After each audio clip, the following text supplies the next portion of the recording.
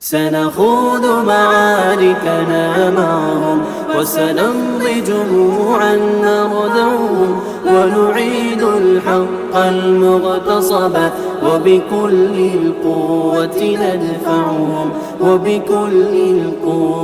ندفعهم بسلاح الحق البتار سنحرر أرض الأحرار ونعيد الطهر إلى القدس من بعد الذل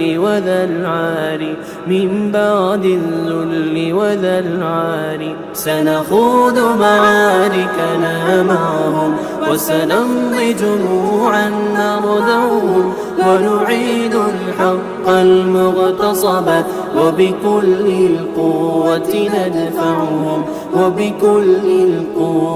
ندفعهم وسنمضي ندك معاقلهم بدبيل دام يقلقهم وسنمحو العار بأيدينا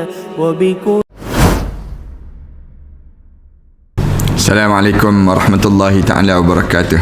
Alhamdulillahi rabbil alamin. Wassalatu wassalamu ala ashrafil anbiya'i wal mursalin wa ala alihi wa sahbihi ajma'in. Subhanaka la ilma lana illa ma 'allamtana innaka antal alimul hakim. Rabbi shrah li sadri wa yassir li amri wahlul 'uqdatam min lisani yafqahu qawli. Rabbi yassir wa la tu'assir wa tammim bil khair, amma ba'd. Para penonton dan sahabat-sahabat sekalian, satu kalimah yang kita sentiasa menjadi igawan dan menjadi satu kalimah yang sentiasa menjadi sebutan dalam kehidupan kita ialah yang disebut dengan kebahagiaan. Semua di kalangan kita ini terkadang kita sentiasa sibuk mencari kebahagiaan. Bahagia itu bagi diri kitanya dalam hidup kita diperlukan sangat pada jiwa setiap di kalangan kita. Ada orang sebut bahawa bahagia ini apabila harta benda kita banyak, barulah kita menjadi bahagia. Sebab itulah manusia berkejaran untuk dapatkan harta biar banyak. Ini kebanyakan berlaku di kalangan kita. Ada di kalangan kita, dia rasa bahagia ini apabila kita mempunyai pangkat yang besar. Lalu kita rasa bahagialah dengan pangkat dan kedudukan yang besar tersebut. Ada di kalangan sebahagian di kalangan kita, dia menganggap bahawa kebahagiaan itu apabila rumah kita mewah ataupun kenderaan kita mewah dan seumpamanya. Sebenarnya begitukah kebahagiaan yang sentiasa disebut dan diulang di kalangan kita ini? Sebenarnya kalau kita perhati dalam kitab, diajar pada diri kita ada beberapa cara untuk kita nak jadi bahagia dalam diri kita ini. Bahagia itu siapa yang bagi pada kita? Allah. Allah yang kurniakan, Allah yang menciptakan kita, menjadikan kita, dan Allah Subhanahu wa taala akan menurunkan kebahagiaan dalam jiwa setiap di kalangan kita. Firman Allah Taala dalam Al-Quran, wa anzalas sakinah, dan akulah yang menurunkan ketenangan, akulah yang menurunkan kebahagiaan dalam kehidupan manusia. Oleh kerana Allah lah yang memberikan kebahagiaan ini dalam hidup kita ini, lalu apa yang perlu kita lakukan untuk jadi bahagia dalam hidup kita? Apabila kita dapati Allah lah yang membahagiakan kita. Saya sering kali sebut kepada di kalangan kita ini, dalam hidup kita ni boleh jadi kita boleh beli harta, kita boleh beli rumah, tapi kita tak boleh beli kebahagiaan. Kita boleh beli ubat, tapi kita tak boleh beli kesembuhan. Kita boleh beli yang dinamakan dengan apa dia? Tilam yang untuk kita tidur. Tapi kita tak boleh beli kelenaan dalam hidup kita. Kita hanya memiliki 1/3 sahaja daripada yang disebut dengan anugerah Allah kepada kita. Manakala selebihnya pemberian Allah dalam kehidupan kita. 2/3 lagi milik Allah. Dalam hidup kita demikian. Ramai mana orang yang rumah dia besar, tapi dia tidak menjaminkan kebahagiaan, kosong dan hambar saja dalam rumah mereka.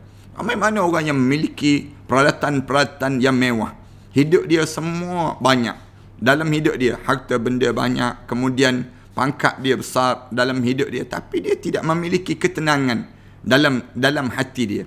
Puncanya disebabkan apa? Disebabkan kita tidak mengikut cara pencipta yang inginkan. Allah inginkan pada kita bagaimana? Cara Allah Subhanahu Wa Taala nak pada diri kita ni.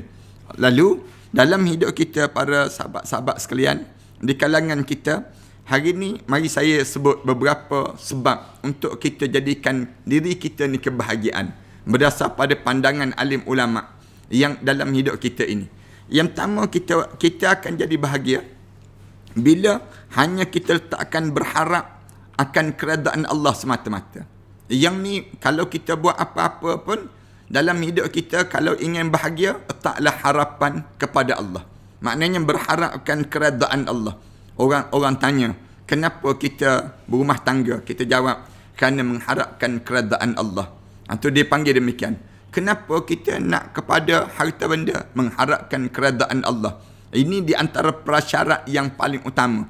Siapa yang inginkan bahagia, letaklah harapan redha Allah semata-mata dalam hidup kita. Jangan kita berharap kepada makhluk. Jangan.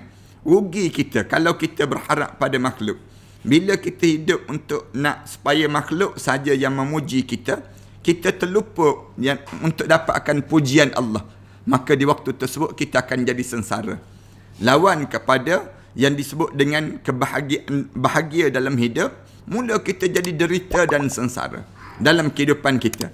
Jadilah orang yang hidup dia sentiasa dalam keadaan apa sahaja pun yang kita lakukan. Orang tanya, kenapa kamu berumah tangga? Kerana saya nak redha Allah. Dia panggil demikian.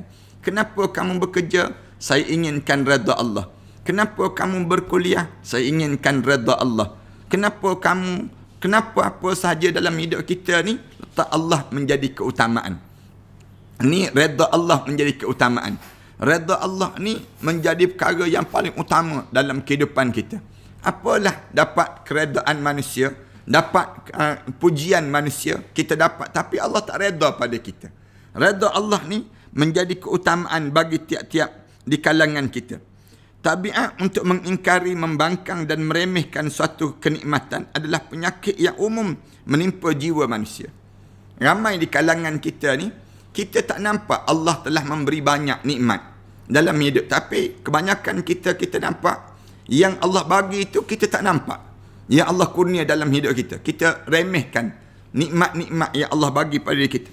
Kerana itu kita tidak perlu hairan dan kita resah bila mendapatkan mereka mengingkari kebaikan yang pernah diberikan, yang pernah kita berikan pada mereka, mencampakkan budi baik yang telah kita tunjukkan, serta melupakan bakti yang telah kita persembahkan.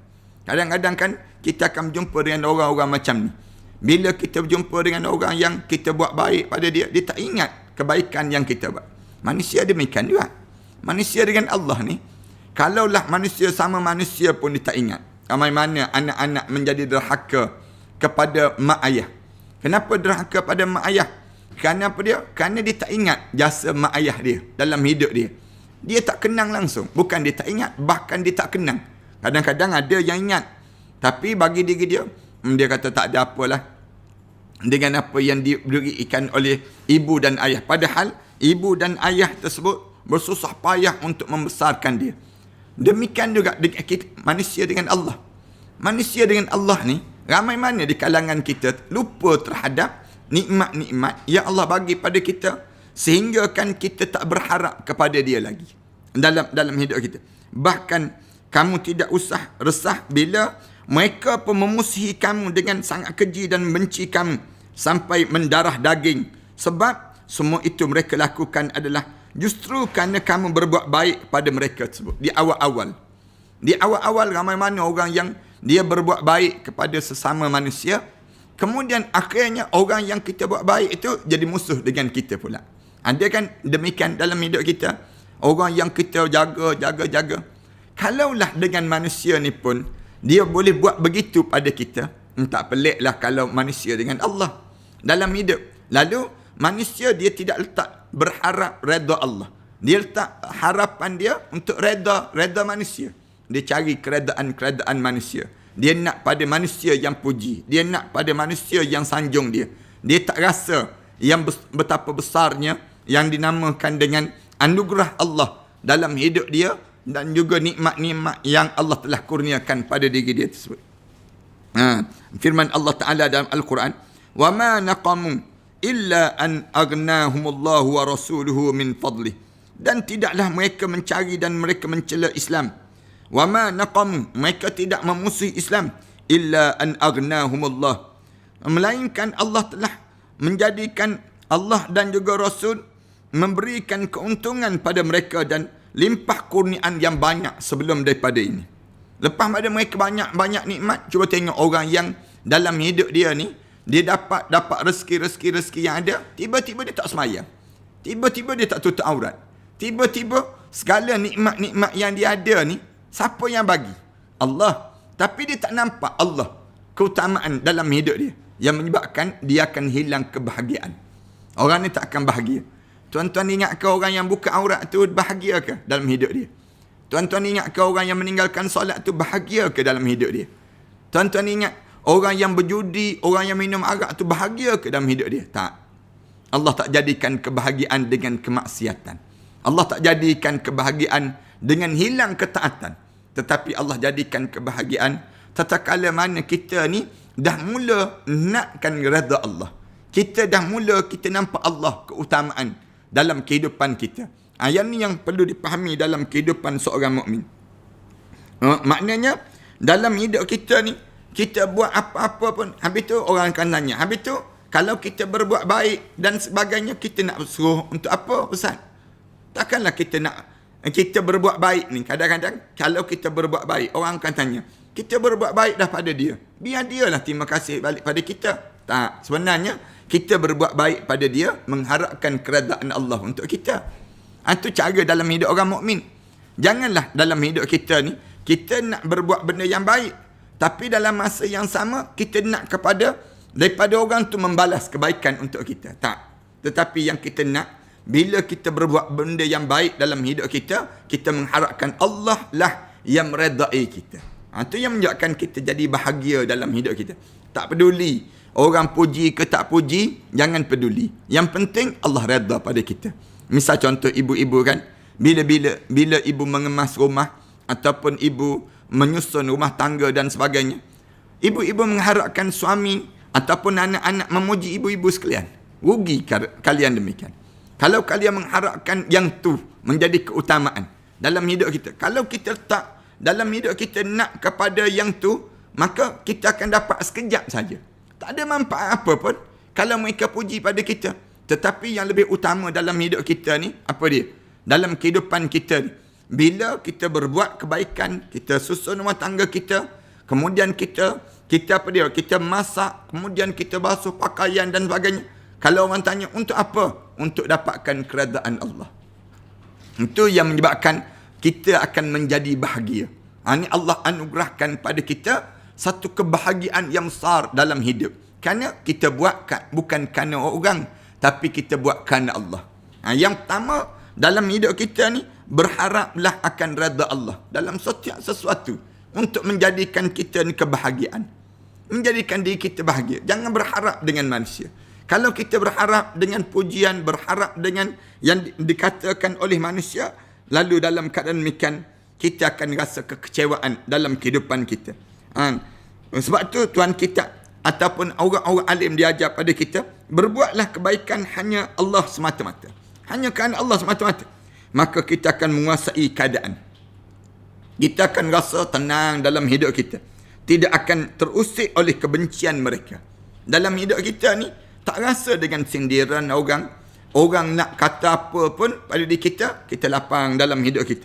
Dan tidak akan terancam dengan perlakuan keji mereka. Tuan-tuan jangan rasa pelik dengan kejian-kejian mereka. Kita tak rasa pelik pun. Tuan-tuan tengok dalam, kadang-kadang kan kita buat benda-benda yang baik, kita post dalam Facebook dengan tujuan nak suruh orang follow benda-benda yang baik yang kita buat ini. Mudah-mudahan demikian. Tiba-tiba kejian bertalu-talu datang. Kejian pada kita. Jangan pedulikan kejian itu. Kerana apa dia? Kita tak terusik pun dengan kejian dia. Yang dia dapat dosa, manakala kita dapat pahala. Untung apa orang yang mengeji kita, mencaci maki kita, manakala kita pula mendapatkan ganjaran di sisi Allah. Yang kita nak bukan nak pada pujian orang. Yang kita nak ialah pujian Allah dalam kehidupan kita orang mukmin. Kita kena rasa syukur kepada Allah dapat berbuat baik kepada orang ramai di sekitar kita. Di sekitar kita ramai pula orang jahat. Sedangkan orang lain tak ada berfikiran macam kita berfikir. Lalu kita ni buat, aku harap Allah lah yang meredai aku. Dan ketahuilah bahawa tangan di atas itu jauh lebih baik daripada tangan di bawah. Dalam hidup kita ni, kadang-kadang kan kita masak, kita bagi pada jiran-jiran tetangga kita. Jiran tetangga ni tanya, dia ni rajin sangat bagi pada kita ni, dia nak apa sebenarnya? Dia nak supaya kita balas ke? Kita jawab, tak, saya bukan mengharapkan balasan, tapi saya mengharapkan keredaan Allah. Dan dalam hidup kita ni, Rasulullah ajar, tangan yang di atas jauh lebih baik daripada tangan yang di bawah. Bila tangan di atas yang jauh lebih baik daripada tangan yang di bawah, segala kebaikan itu Allah yang membalasnya. Bila Allah yang membalas, maka kita rasa kebahagiaan itu jauh keuntungan daripada Allah, bukan daripada kemanusiaan. Manusia puji kita kadang-kadang, orang kita ni kena puji pada manusia je, mengembang je badan dia, kembang kempis je hidung dia, merah muka-muka kena puji. Yang Allah puji dia tak kira. Keuntungan yang besar bukan pujian manusia. Keuntungan besar ialah pujian daripada Allah Subhanahu wa taala. Firman Allah Taala, innama nut'imukum liwajhillah. Sesungguhnya aku bagi makan sambil berkata dengan lidah ataupun dengan hati, innama nut'imukum liwajhillah. Sesungguhnya saya bagi makan kepada kamu semua liwajhillah, hanya mengharapkan keredaan Allah. Masak mengharapkan keredaan Allah, memberi kerana mengharapkan keredaan Allah, berumah tangga mengharapkan keredaan Allah. Semua benda yang kita buat dalam hidup kita mengharapkan redha Allah. Mengharapkan redha Allah dalam hidup kita. La nuridu minkum jazaan wala syukura. Dan kita tidak mengharapkan, kami tidak berharap kepada apa dia? Nuridu minkum, daripada kamu semua, jazaan, balasan-balasan ataupun ganjaran-ganjaran, wala syukura. Demikian juga rasa terima kasih pun kami tak nak. Kami bukan nak pada kamu bersyukur pada kami, tetapi kami harap supaya bila kita berbuat benda yang baik dalam hidup kita pada orang ramai, kita buat benda-benda yang disuruh oleh Allah dalam hidup kita ni, orang lain menikmati, bukan kita nak pujian mereka, tetapi kita nak liwajhillah. Innama nut'imukum liwajhillah. Sungguhnya aku buat satu benda dalam hidup aku ni liwajhillah. Semuanya untuk mengharapkan keredaan Allah. La nuridu minkum, bukan mengharapkan daripada mereka semua itu jazaan wala syukura, balasan ataupun ganjaran-ganjaran daripada manusia itu sendiri. Sebab itu masih ramai orang yang berakal yang sering hilang kawalan dan menjadi serabut fikiran dia saat dia menghadapi kritikan. Ada orang yang bila dia kena kritikan manusia, dia hilang akal. Kerana apa dia? Ataupun cercaan pedas daripada orang yang sekitarnya. Kadang-kadang dia jadi tak keruan dia. Bila orang sibuk. Sekarang kan ada netizen, konon-kononnya. Dia panggil demikian. Netizen ni caci maki dia. Ada orang yang dia hilang kawalan. Dia hilang kawalan bila kena dalam keadaan demikian. Mereka seolah-olah belum pernah mendengar wahyu ilahi yang menjelaskan dengan jelas tentang perilaku golongan manusia yang selalu mengingkari Allah. Orang ni macam seolah-olah dia tak pernah dengar firman Allah Ta'ala, marra ka'allam yad'una ila durrin massah. Allah Subhanahu Wa Ta'ala sebut, dan mereka manakala kami hapuskan kesusahan itu daripada dia, terus membawa cara lamanya, seolah-olah dia tidak pernah merayu kepada kami, memohon hapuskan semua kesusahan yang menimpa dalam hidupnya. Ayat tu Allah Subhanahu Wa Taala ajar pada kitanya supaya kita ni kalau ada orang yang dalam hidup kita ni kena cacian, makian, kita kena sabar dan tabah. Kerana kita buat satu benda kerana Allah Subhanahu Wa Taala. Tu yang pertama. Yang kedua untuk kita jadi bahagia, jadikan setiap kritikan itu satu penghormatan. Dalam hidup kita. Dalam hidup kita kalau ada orang kritik kita, orang caci kita, orang buat kata-kata yang pedas dalam diri kita, jadikan cacian, makian ataupun kritikan tajam tadi satu penghormatan untuk diri kita. Mengubah daripada yang buruk menjadi perkara yang baik. Ini hidup orang mukmin dia jadi demikian. Dalam hidup kita ni, kita kena ingat, kritikan dia, cacian dia, bukan kerana dia yang menyebabkan hilang rezeki kita. Tidak, demikian. Yang mencipta dan pemberi rezeki ialah Allah yang Maha Mulia. Manakala acap kali kita mendapat cacian dan cecaan daripada orang yang pandai tapi yang tidak berakal. Dia pandai, cerdik tapi tak berakal, tak ada akal. Maka apa lagi kita, dan kita sebagai manusia selalu ada yang tersalah dan juga ada yang tersilap dalam diri kita.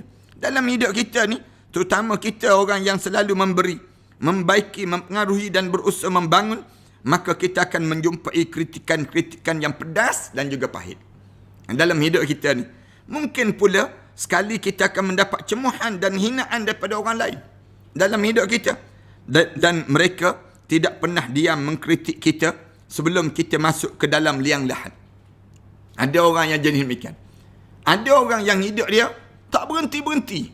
Ada je benda yang dia tak suka dengan kita. Kritik kita dan sebagainya. Sampai bila mereka berhenti? Bila kita masuk dalam lubang kubur, baru mereka berhenti.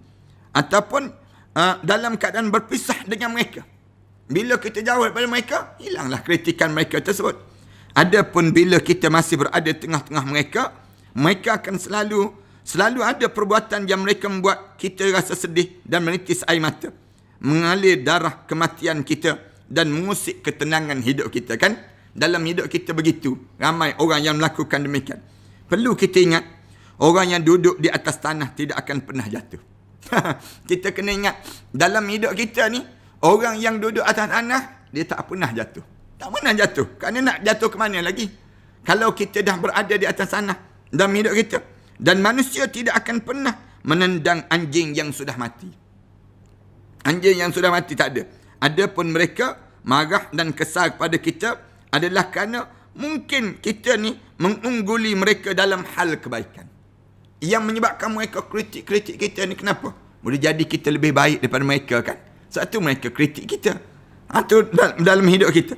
Oleh kerana kita dah berada ke hadapan orang yang bila dia nampak kebaikan ini, dia nampak kita ni ada kebaikan, dia nampak kebaikan kita ni, lalu dikritik dan dikritik pada mereka tersebut. Keilmuan kita, tindak tanduk dan harta benda kita yang Allah jadikan, lalu kita di waktu ini, jelas kita di mata mereka adalah orang yang berdosa, yang tidak terampuni, sampai kita melepaskan semua kurniaan dan nikmat yang Allah kurniakan pada diri kita. Kadang-kadang kan orang begitu, kan? Dalam hidup ni, orang tengok kita lebih, lalu dia mula kritik kita. Kerana kita lebih tu. Kalau kita tak lebih, takkan mereka kritik kita. Ini cara dalam hidup kita. Oleh demikian, kita sampai kita meninggalkan semua sifat terpuji dan nilai luhur yang selama ni kita ada, yang kita pegang teguh. Oleh sebab itu, waspadalah terhadap apa yang mereka katakan. Di antara caranya, kalau ada orang kritik tajam pada kita, menyebabkan kita rasa tak bahagia dalam hidup. Kerana dikritik tadi, kuatkan jiwa kita untuk mendengar kritikan. Kuatkan jiwa kita dalam kita mendengar kritikan tadi. Cemuhan dan juga hinaan mereka tadi.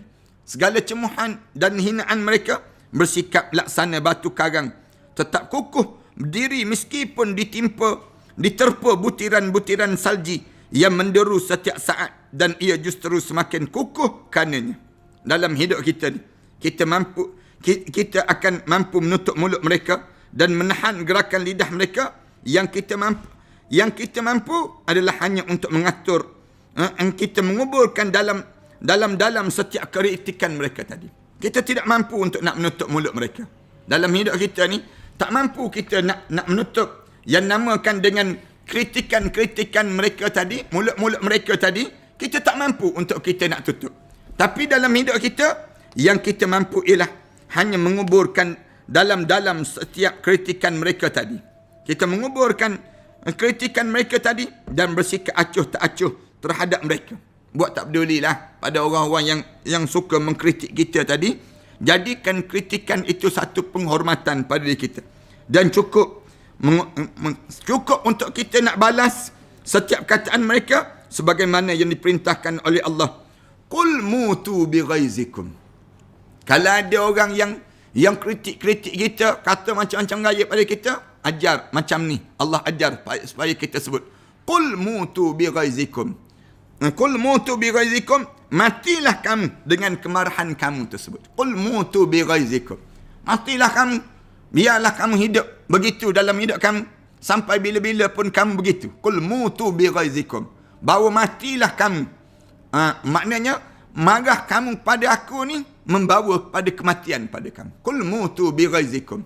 Ini cara Allah SWT ajar. Orang yang kritik-kritik kita teruk-teruk, menghilangkan kebahagiaan kita, kita jawab apa dia? Qul mutu bighaizikum. Matilah kamu. Bawa matilah kamu. Dengan kemarahan kamu tu, tak ada manfaat langsung pada diriku. Dengan keadaan yang kamu lakukan pada aku ini sendiri. Ni cara yang kedua. Bila kita berhadapan untuk menjadikan kebahagiaan dalam kehidupan kita. Yang ketiga, dalam hidup kita ni untuk jadi bahagia, untuk kita jadi bahagia, berbuat baik pada orang lain menyebabkan hati kita jadi bahagia. Berlumba untuk berbuat kebaikan. Dalam hidup kita, buat benda yang baik. Berbuat baik ni akan membahagiakan hidup seorang. Jangan kita malas untuk melakukan kebaikan. Kerana kebaikan itulah yang menyebabkan kita akan menghilangkan kegundahan dan kesedihan kita. Ketika mana diri kita diliputi dengan kesedihan dan kegundahan, berbuat baiklah sesama manusia. Kalau tuan-tuan rasa tak selesa je hidup, buat jamuan. Buat jamuan, misal contoh. Tuan-tuan dalam keadaan yang rasa tak tenang je hidup kita ni, kita apa dia? Kita pergi jumpa dengan orang, bagi salam. Jumpa dengan sesama kita, bagi salam. Itu cara demikian. Bila kita rasa dalam hidup kita ni serba tak kena dalam hidup kita, kita diajar supaya apa dia? Diajar supaya dalam hidup kita ni pergi jumpa dengan orang-orang yang baik, berbuat kebaikan. Pergi bersih-bersihkan tandas masjid, pergi sapu-sapu masjid, bersihkan rumah-rumah orang susah. Kemudian kita pergi jumpa dengan orang-orang yang orang-orang soleh. Semua tu membawa kebaikan pada kita, menjadikan kebahagiaan dalam kehidupan kita. Nescaya kita akan berjumpa dengan ketenteraman dan kedamaian hati. Bila tuan-tuan buat baik je, rasa tenang je. Saya nak sebut pada tuan-tuan kan, sejarah dalam hidup saya ni sendiri. Daripada hidup ini, daripada saya balik daripada Universiti Al-Azhar, belajar dahulu. Selain daripada mengajar kuliah, saya banyak menyampaikan sumbangan-sumbangan, bagi sumbangan. Yang tuan-tuan bagi ni, bila kita bagi tu, kita rasa tenang je jiwa kita. Lapang je dada kita. Sonok je dalam hidup kita. Kita boleh bangunkan ma'had tahfiz. Kita rasa nikmatnya. Walaupun kadang-kadang bila hujung bulan tu rasa sebab dada.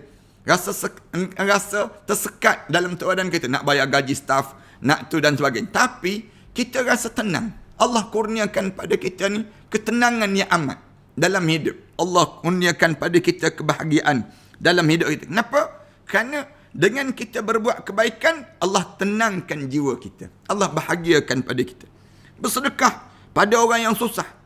Bila kita bersedekah, tolong orang yang kena zalim. Ringankan beban orang yang menderita dalam hidup kita. Beri makan orang yang kelaparan. Orang yang dalam keadaan kesusahan dan kepayahan. Jenguklah orang yang sakit. Dan bantulah orang yang terkena musibah. Nescaya kita akan merasakan kebahagiaan dalam semua sisi kehidupan kita.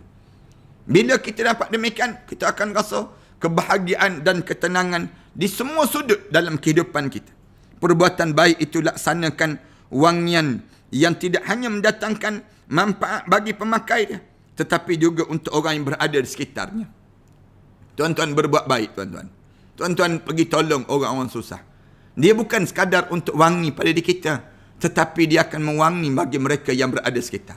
Bila kita tiada suatu hari nanti, orang akan rasa kehilangan. Kerana apa dia? Kehilangan kebaikan yang pernah kita lakukan di dunia ini. Jangan berhenti daripada berbuat kebaikan. Meneruskan kebajikan-kebajikan dalam hidup kita. Buat banyak sangat. Kalau tuan-tuan turun ke bawah, kita akan dapati ramai sangat orang yang memerlukan bantuan. Orang Islam kita ni, di kalangan kita ni, sudah menjadi sepatut dan sewajarnya menjadi ba'dukum awliya'u ba'. Lebih kita ni saling menguat di antara satu sama lain. Tapi sayang, bila sifat keakuan ataupun individualistik yang sentiasa merajai dalam hidup seorang menyebabkan kita tak nak tolong orang. Kita biarkan saja orang. Kita tengok orang yang susah, kita tak rasa kesusahan dia. Tengok anak-anak yang besar, tak rasa nak tolong dia. Untuk dia apa dia? Untuk dia dapatkan Al-Quran Karim.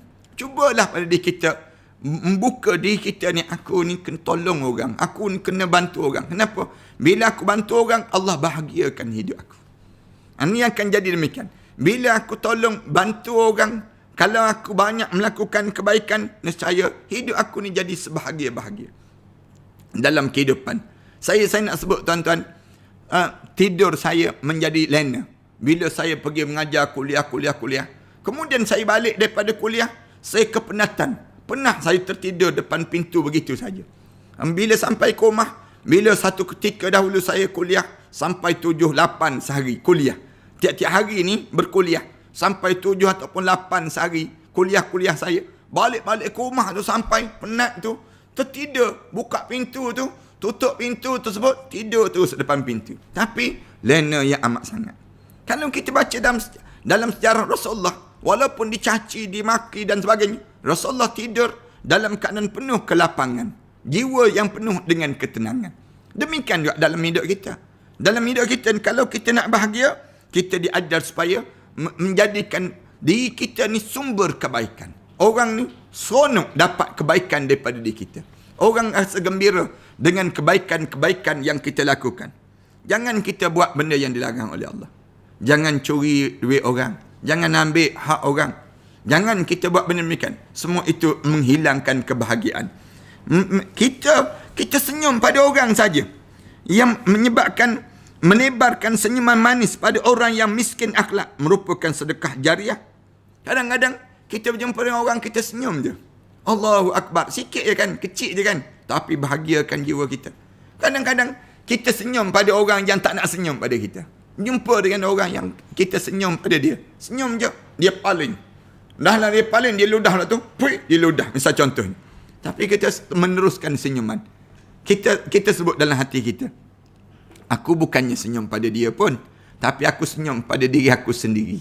Aku nak buat pahala dalam hidup ini. Peduli apa dengan mereka yang meludah itu? Peduli apa dengan kata-kata kesat mereka itu, yang menyebabkan kita jadi rasa seronok pada diri kita. Yang ni yang Rasulullah sallallahu alaihi wasallam sebut, jangan kamu pandang lekeh terhadap amalan yang nampak kecil tapi besar ganjaran di sisi Allah. Apa dia? Walau antalqa akhaka biwajhin taliqin. Rasulullah sallallahu alaihi wasallam sebut, jangan kamu pandang lekeh benda-benda yang demikian. Kerana apa dia?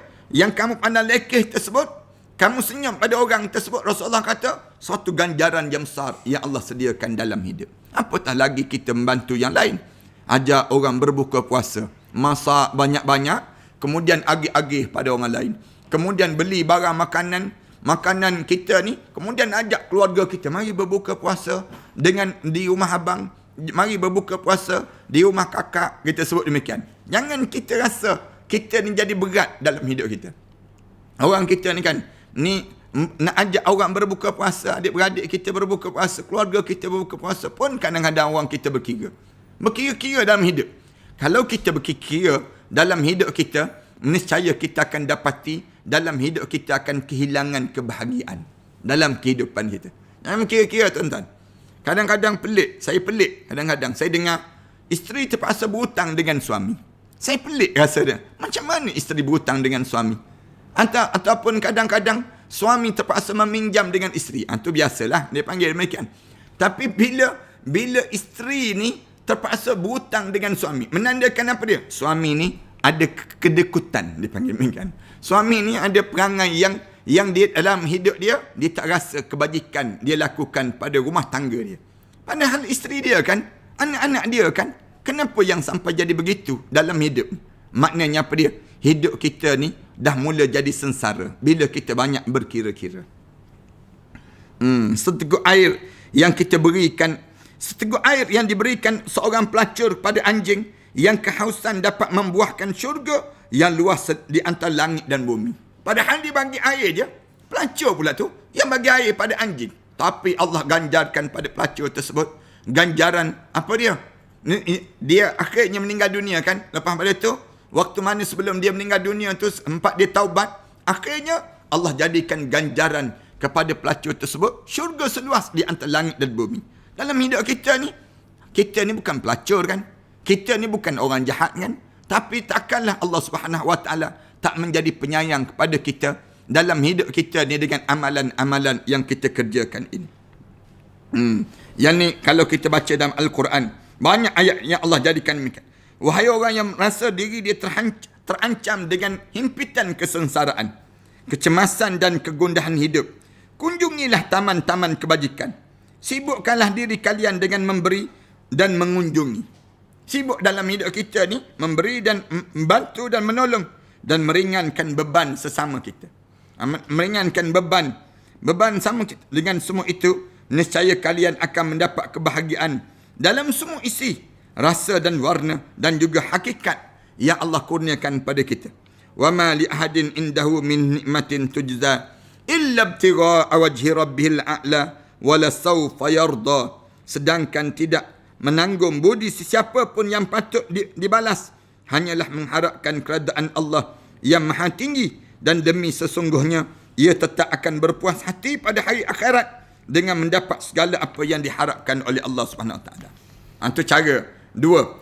Yang ketiga, buanglah sejauh mungkin rasa kekosongan dalam hidup dengan kesibukan ketaatan pada Allah. Dalam hidup kita, siapa-siapa yang nak bahagia, jangan membiarkan diri dia kosong. Jangan biarkan diri dia duduk saja-saja, tetapi sibukkanlah diri dengan ketaatan pada Allah. Banyakkan program-program. Jangan kita biarkan diri kita bersahaja. Kalau kita hidup bersahaja, tak ada apa-apa, masa tu syaitan masuk. Syaitan akan masuk di saat yang demikian. Lalu dalam keadaan demikian, kita ni diajar supaya penuhkan setiap masa-masa kita ni dengan program-program yang bermanfaat. Atur betul-betul dalam hidup. Jangan suka dalam hidup kita ni duduk termenung seorang-seorang. Bila kita termenung, masa tu syaitan masuk. Tu dalam hidup kita, sibukkan kita ni dengan apa dia? Dengan program-program. Atur dan atur dan atur. Bila kita atur program, jadi bahagia dalam kehidupan kita. Dalam kehidupan kita ni, rasa lapang je, penuh je. Hidup kita ni bermanfaat, kita rasa. Walaupun kita dalam tempoh PKP. Tapi PKPB ini. Tapi kita boleh memenuhi ruang-ruang kita ni dengan perkara-perkara yang bermanfaat. Dan yang akhir sekali, teguhkanlah kepribadian kita dalam mentaati perintah Allah. Tetapkan diri kita. Jangan cepat terpengaruh dengan anasir-anasir luar menyebabkan kebahagiaan itu datang dalam kehidupan kita. Terima kasih di atas kesempatan yang baik. Aku qouli hadza astaghfirullah li wa lakum. Wassalamualaikum warahmatullahi taala wabarakatuh. Bismillahirrahmanirrahim. Alhamdulillahirabbil alamin. Wassalatu wassalamu ala asyrafil anbiya'i wal mursalin wa ala alihi wa sahbihi ajma'in. Rabbana iftah bainana wa bain qaumina bil haqq wa anta khairul fatihin. Rabbana zalamna anfusana wa in lam taghfir lana wa tarhamna lanakuna minal khasirin. Rabbana wa tub alaina innaka antat tawwabur rahim. Rabbana atina fid dunya hasanah wa fil akhirati hasanah wa qina azaban nar. Sallallahu ala Muhammad wa ala alihi wa sahbihi wasallam. Alhamdulillahirabbil alamin.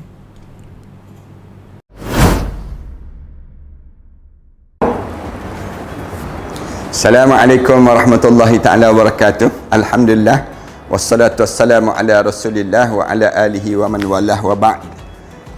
Sahabat-sahabat sekalian, bangunan yang saya berada ini merupakan bangunan yang kita bercadang untuk mewakafkan, dan kita beli dan kita wakafkan. Sejumlah lebih kurang 5 juta kita perlukan 3 blok terhadap kawasan ini. 3 blok ini kita telah bersedia untuk membayarnya setelah mana 3 bulan yang akan datang nanti. Saya mencari seramai lebih kurang 1,000 orang para pewakaf yang berjumlah sebanyak 5,000 setiap seorang. Hubungi talian ini dan setiap nama itu kita akan letakkan di bawah nama-nama Allah. Kemudian kita akan tampalkan di dinding terhadap bangunan ini, dijadikan untuk kemudahan bagi siapa yang berniat untuk mewakafkan bangunan ini. Tuan-tuan jangan risau. Selama mana ada bangunan ini, selama itulah pahala kita akan berpanjangan dan berpanjangan. Ambillah kesempatan di saat mana kita mempunyai peluang yang Allah bagi pada diri kita ini, untuk sama-sama kita menyuburkan dan mewangikan kubur-kubur arwah-arwah ayah kita, arwah ibu kita, arwah-arwah yang telah meninggal dunia. Dan tak lupa kita pun bakal arwah yang kita akan mewakafkan bangunan ini, pahala-pahala akan berpanjangan dan berterusan. Setakat ini kami telah bersedia untuk membeli daripada pemilik yang bukan Islam kepada menjadi milik orang Islam pula. Mari bersama dengan kami, mudah-mudahan Allah jadikan kebaikan kepada dalam wakaf-wakaf di kalangan kita, kepada para pewakaf yang telah mewakafkan ini. Wallahu a'lam.